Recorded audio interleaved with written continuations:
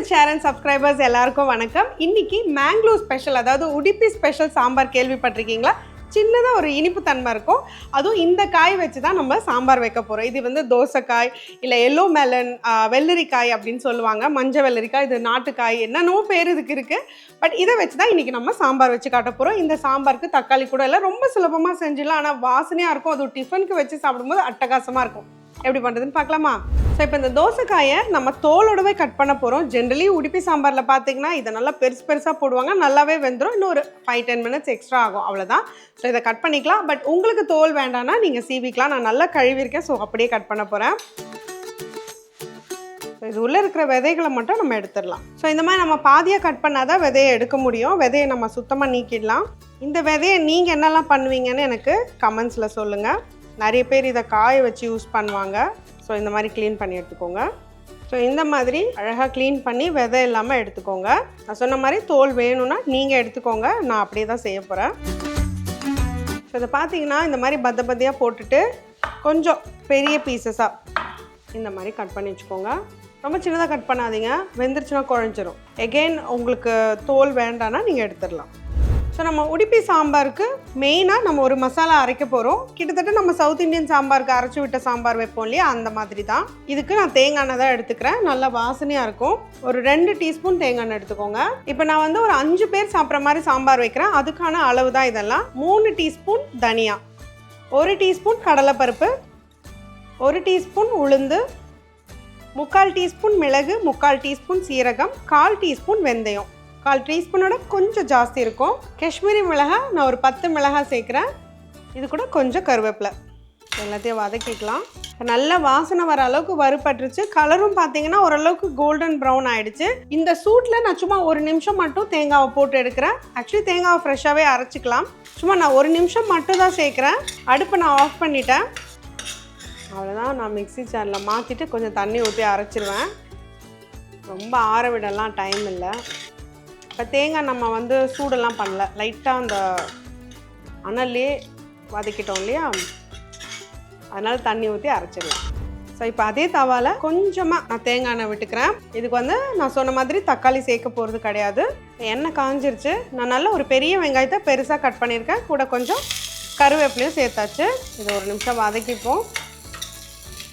இப்போ இதில் நம்ம தோசைக்காய் சேர்க்க போகிறோம். இதை வந்து நம்ம ஒரு 2 நிமிஷம் வதக்கிட்டு தண்ணி ஊற்றி மூடி போட்டு வேக வைக்க போகிறோம். இப்போ இதுக்கு சாம்பாருக்கு தேவையான உப்பு நான் அப்படியே சேர்த்துக்கிறேன். நான் வந்து 1.5 டீஸ்பூன் உப்பு சேர்த்துக்கிறேன். இது கூட மஞ்சத்தூள் 1/2 டீஸ்பூன் மஞ்சத்தூள் சேர்த்துக்கிறேன். நான் ஜென்ரலி புளி இது கூட வேக வைக்க மாட்டேன். பட் யூஸ்வலி வந்து காயோட புளி சேர்த்து வேக வைக்கிறது வழக்கம்தான். அண்ட் இந்த மேங்களூர் ஸ்டைல் சாம்பார்லேயும் புளி ஊற்றி வேக வைப்பாங்க. பட் நான் கொஞ்ச நேரம் தண்ணியில் வேக வச்சுட்டு அதுக்கப்புறமா தான் புளி சேர்க்க போகிறேன். இது ஒரு மேக்ஸிமம் 6 to 7 மினிட்ஸ்லேயே வெந்துடும். தண்ணி ஊற்றிக்கலாம். ஸோ முழுகிற அளவுக்கு தான் நான் தண்ணி ஊற்றிருக்கேன். ஏன்னா நம்ம புளி தண்ணி வேறு சேர்க்க போகிறோம். ஒரு லெமன் சைஸ் புளியை நான் ஊற வச்சுருக்கேன். அந்த தண்ணியும் சேர்ப்போம். இது ஒரு 5 நிமிஷம் வேகட்டும், அதுக்கப்புறம் சேர்த்துக்கலாம். இருக்கட்டும். கரெக்டாக ஒரு 5 நிமிஷம் தான் நான் வேக விட்டுருக்கேன். ரொம்பவும் வேக விடாதீங்க, நல்லா குழஞ்சு போயிடும். இப்போ இதில் புளி தண்ணி சேர்த்துக்கலாம். நான் ஒரு லெமன் சைஸ் புளியை கொஞ்சம் திக்காக கரைச்சி சேர்த்துருக்கேன். காய் வந்து முக்கால்வாசி வெந்துருச்சு. இப்போ இதில் நம்ம அரைச்ச பேஸ்ட்டையும் சேர்த்துடலாம். இப்போ ஃபஸ்ட்டு அரைச்ச பேஸ்ட்டை நான் சேர்த்துக்கிறேன். இந்த சாம்பார் எப்படியும் திக் ஆகும். பட் ஓரளவுக்கு இது திக்காக இருந்தால் தான் நல்லாவும் இருக்கும். ஸோ இதில் நம்ம பருப்பும் சேர்த்துக்க போகிறோம். ஸோ இப்போ மசாலா சேர்த்ததோட தூரம் பருப்பு 150 கிராம் அதை வேக வச்சு சேர்த்துக்கிறேன். இப்போ மறுபடியும் நம்ம உப்பு கண்டிப்பாக செக் பண்ணிக்கணும். 1.5 டீஸ்பூன் உப்பு பத்தாது, இன்னொரு 1/2 டீஸ்பூன் சேர்த்துக்கலாம். நீங்கள் வெறும் தண்ணியில் வேக வச்சிங்கன்னா ஃபாஸ்ட்டாகவே காய் வெந்துடும். புளி சேர்த்திங்கன்னா காய் அவ்வளோ ஃபாஸ்ட்டாக வேகாது. இந்த மாதிரி தான் சாம்பார் நல்லா திக்காக இருக்கும். கொஞ்சம் தண்ணி சேர்த்துக்கிறேன்.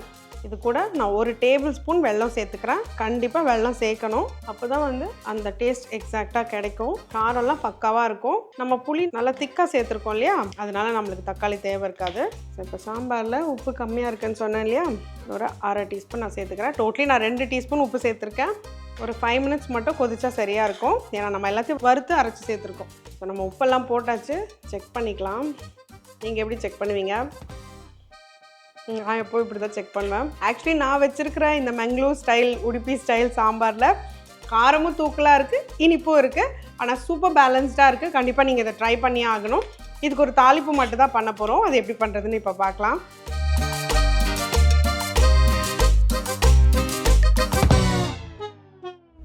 தாளிப்புக்கு ஒரு கரண்டி தேங்காய் எண்ணெய் தான் நான் எடுத்துக்கிறேன். நீங்கள் நெய்யில் கூட பண்ணிக்கலாம். நான் வந்து ஒரு சிட்டிகை வெந்தயம் சேர்க்குறேன். உங்களுக்கு எப்படின்னு பார்த்துக்கோங்க. இது கூட ஒரு 1/2 டீஸ்பூன் கடுகு சேர்த்துருக்கேன். கடுகு பொரியட்டும். கடுகும் வெந்தயமும் பொரிஞ்சதுக்கப்புறம் நம்ம கடலைப்பருப்பு உளுந்து சேர்த்துக்கலாம். இப்போ கடுகு இந்த மாதிரி பொரிஞ்சதும் கொஞ்சமாக உளுந்து, கடலைப்பருப்பு ஆப்ஷனல். எங்கள் அப்பா எப்போவுமே சொல்வார் ரொம்ப வாசனையாக இருக்கும்னு, அதனால் நான் தாளிப்பில் எப்போவுமே சேர்த்துக்கிறது உண்டு. கருவேப்பிலை, 2 காஞ்ச மிளகாய், இதில் நான் 3/4 டீஸ்பூன் பெருங்காயம். இதை நான் வந்து கட்டி பெருங்காயத்தை அரைச்சி இதில் சேர்த்துக்கிறேன். ரொம்ப வாசனையாக இருக்கும். இப்போ நம்ம சாம்பாரில் சேர்த்துடலாம். இப்போ நம்ம தாளிப்பு இதில் சேர்த்துடலாம். நீங்கள் நெய்யில் தாளிப்பு சேர்த்தாலும் சூப்பராக இருக்கும். கூட கை நிறைய கொத்தமல்லி. அவ்வளோதான், நம்ம Mangalore style sambar ready. Mangalore style cucumber sambar ready. இதை குக்கும்பர் சாம்பார்னு சொல்லுவாங்க, தோசைக்காய் சாம்பார்னு சொல்லுவாங்க. ஸோ எப்படி சொல்கிறோமோ. ஸோ நம்ம மேங்களூர் ஸ்டைல், உடுப்பி ஸ்டைல் சாம்பார் எது வேணாலும் சொல்லிக்கலாம். மேங்களூர்காரங்க உடுப்பிக்காரங்க இருந்தீங்க, நான் எதாவது தப்பாக சொல்லியிருந்தேன்னா மன்னிச்சிடுங்க. பட் இதை வந்து வெள்ளரி சாம்பார், அதாவது சோத்துக்காய் சாம்பார், இல்லை தோசைக்காய் சாம்பார், மேங்களூர் சாம்பார், உடுப்பி சாம்பார்னு சொல்லுவாங்க. பட் அஃப்கோர்ஸ் இது வந்து நம்ம தமிழ்நாட்டு சாம்பார் கிடையாது. இதில் நம்ம தக்காளியும் சேர்க்கல.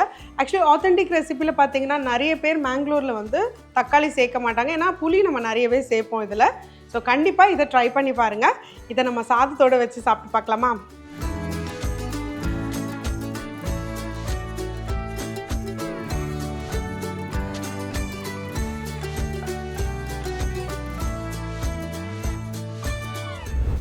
சாதத்தில் நல்லா கமன்னு இந்த சாம்பாரை ஊற்றி சாப்பிட்டு பாருங்களேன். அவ்வளோ அற்புதமாக இருக்கும். இந்த வாசனையும் அவ்வளோ தூக்கலாக இருக்கும். இதுக்கு சிம்பிளாக அப்பளம் இல்லை ஒரு உருளைக்கிழங்கு ஃப்ரை, ஊறுகாய் கூட சூப்பராக இருக்கும்.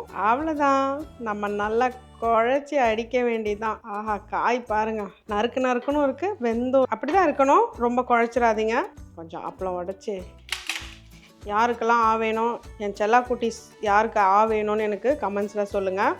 எப்படி ஃபுட் இஸ் எமோஷனில். ஆனால் எனக்கு தெரியும் பிரியாணி தான் உங்கள் எமோஷன்னு சொல்வீங்க. பட் எனக்கு சாம்பார் சாதமும் ரொம்ப பிடிக்கும். இந்த மேங்களூர் சுற்று வட்டாரத்தில் தான் இந்த மாதிரி சாம்பார் கிடைக்கும். கண்டிப்பாக ட்ரை பண்ணி பாருங்கள். அப்படியே ட்ரை பண்ணும்போது மறக்காமல் ஸ்டவ்வோடு சமைக்கும் போது கொஞ்சம் லவ்வோடு சமைச்சிங்கன்னா சுமாராக இருக்கிற சமையல் கூட சூப்பராக இருக்கும். எப்படி?